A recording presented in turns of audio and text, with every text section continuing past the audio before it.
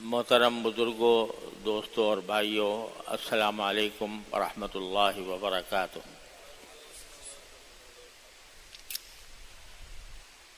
اللہ جل جلالہ کا فضل و کرم ہے کہ اس نے ہمیں یہ شعبان کا مہینہ عطا فرمایا، جس کو رمضان المبارک کا مقدمہ کہا جاتا ہے۔ اور جیسا کہ پچھلے جمعہ میں نے عرض کیا تھا،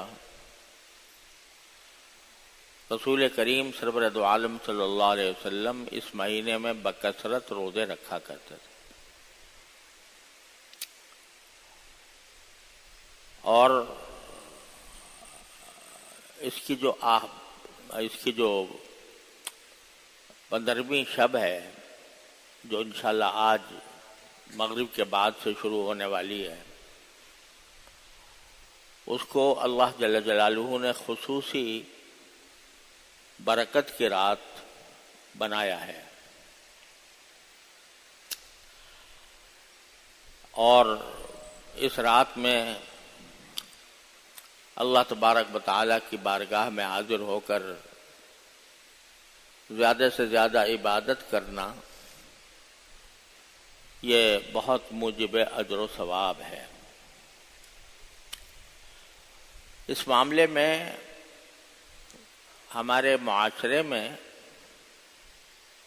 کچھ افراط و تفریط پائی جاتی ہے۔ کچھ حضرات وہ ہیں جو یہ کہتے ہیں کہ شب برات کی فضیلت کی کوئی حقیقت نہیں،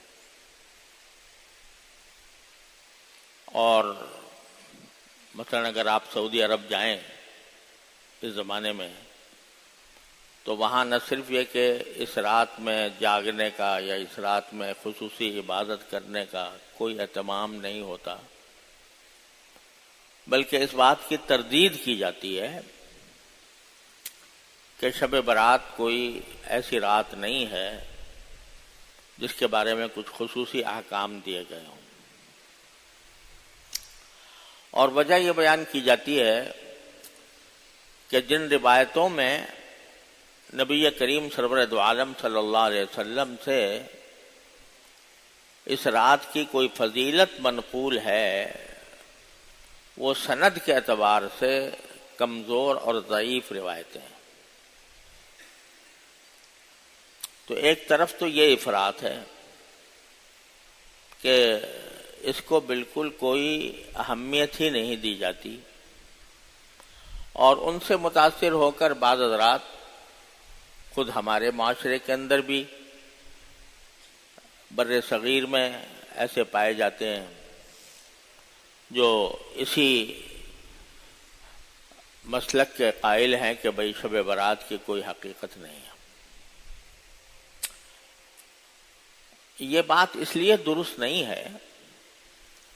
کہ شب برات کی احادیث ایک مرتبہ میں نے جمع کروائی اپنے ایک ساتھی سے، تو پتہ چلا کہ شب برات کی فضیلت کی احادیث 17 صحابہ کرام سے مروی ہے۔ 17 صحابہ کرام رضی اللہ تعالیٰ عنہم سے روایت ہے اس کی کسی نہ کسی فضیلت کے بیان کی۔ تو یہ قاعدہ ہے محدثین کا بھی کہ اگر ایک روایت چاہے انفرادی طور پر اس کے راوی میں کوئی کمزوری ہو، لیکن وہ اتنے مختلف طریقوں سے اور اتنے مختلف صحابہ کرام سے مروی ہو کہ ان کے بارے میں یہ سمجھنا کہ یہ سب نے گھڑ کے بنا دی ہے، یہ محدثین کے نزدیک بھی صحیح طرز عمل نہیں ہے۔ ایک بات تو یہ ہے کہ 17 صحابہ کرام سے مروی، اور ان میں سے بعض احادیث ایسا نہیں ہے کہ ساری کی ساری ضعیف ہوں، کچھ ایسی بھی ہیں جو ضعیف نہیں ہیں۔ اور دوسری بات یہ ہے کہ ایک کسی بات کے اوپر اگر امت کا تعامل چلا آتا ہے، یعنی صحابہ و تابعین کے دور سے لوگ اس کو اہمیت دیتے رہے ہوں اور اس پر عمل کرتے آئے ہوں، تو محض اس وجہ سے کہ بھئی اس کی سند ضعیف ہے اس کو رد نہیں کیا جا سکتا۔ اس لیے یہ بات تو غلط ہے کہ شب برات کی کوئی فضیلت نہیں، کوئی اہمیت نہیں، یہ بات تو درست نہیں ہے۔ البتہ لوگوں نے اس کے اندر کچھ اپنی طرف سے چیزوں کا اضافہ کر دیا۔ حقیقت تو صرف اتنی تھی کہ اس رات میں چونکہ اللہ تبارک و تعالی کی خصوصی رحمتیں متوجہ ہوتی ہیں، لہذا بندہ ان میں اللہ تعالیٰ کی طرف زیادہ سے زیادہ رجوع کرے، نفلیں پڑھے، تلاوت کرے، ذکر کرے، تسبیحات کرے، تو یہ تو بات بالکل اپنی جگہ درست تھی۔ لیکن بعض لوگوں نے اس کو آگے بڑھا کر اس میں کچھ اعمال تجویز کر لیے اپنی طرف سے،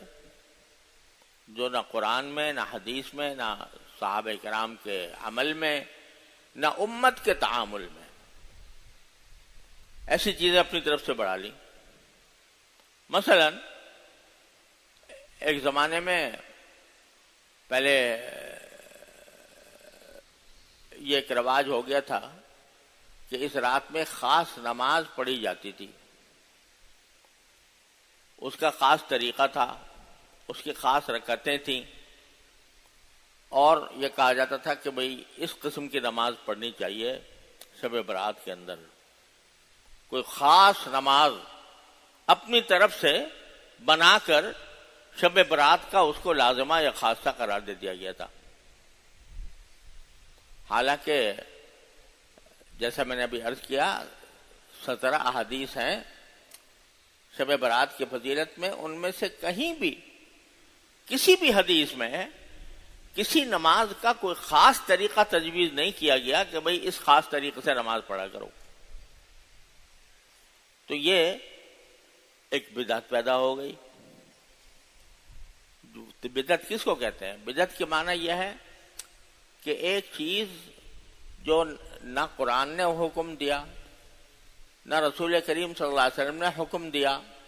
نہ آپ نے اس پر عمل فرمایا، نہ صحابہ کرام نے اس پر عمل فرمایا،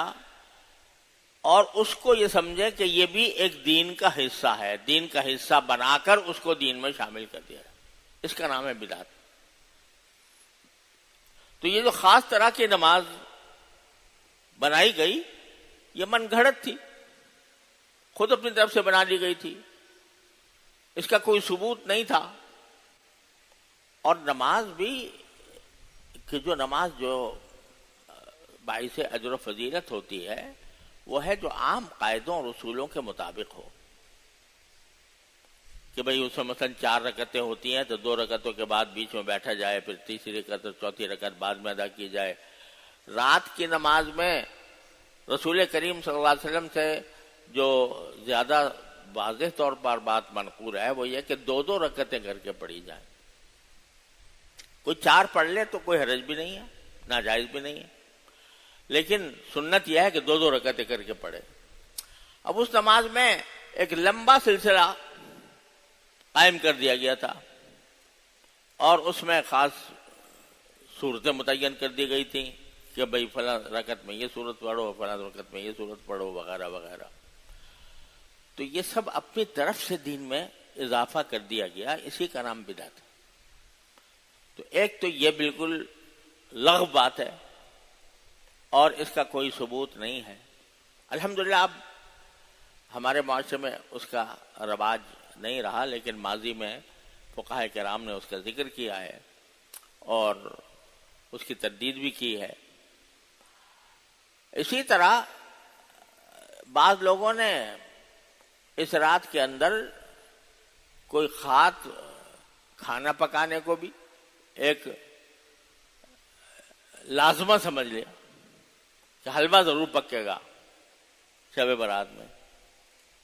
اگر حلوہ نہ پکا تو شب برات ہی نہ ہوئی۔ اب اس کا کوئی دور دور کہیں اس کا تصور نہیں ہے کہ بھئی کوئی خاص قسم کا کھانا شریعت نے آپ کے لیے مصنون کر دیا ہو کہ بھئی یہ خاص قسم کا کھانا پکایا کرو یا کھایا کرو یا ایک دوسرے کو بھیجا کرو. ایسا کچھ شریعت نے کہیں بھی متعین نہیں کیا. یہاں تک کہ عید کا دن آتا ہے تو عید کے دن خوشی منانے کا حکم